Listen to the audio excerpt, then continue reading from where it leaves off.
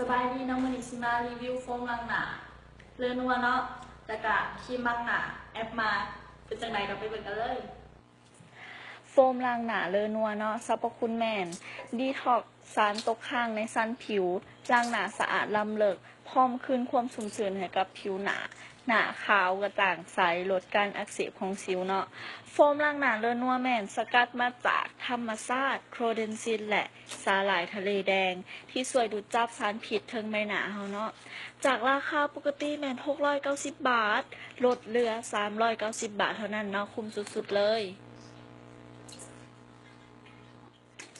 เฮากะล้างไปเลยเนาะแล้วเฮาจะได้หน้าที่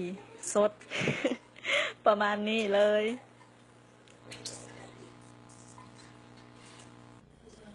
หลังจากล้างหน้าสะอาดแล้วเราก็จะไปทาครีมบำรุงผิวนั่นก็คือแอปมาร์กนั่นเองเนาะแอปมาร์กผลิตภัณฑ์บำรุงผิวที่อุดมไปด้วยพิเทราจากการสกัดเขาซาลีและเขาบาเล่ซึ่งเป็นอาหารผิวสั้นดีและการอนุมูลอิสระซอยฟื้นฟูให้ผิวอ่อนวัยเนียนนุ่มซุ่มซื่นเพียงข้ามคืน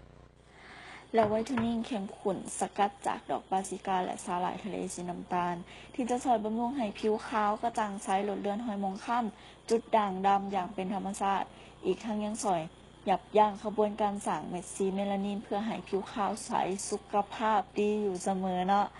วิธีการใส่กันง่ายๆเลยเพียงทาก่อนนอน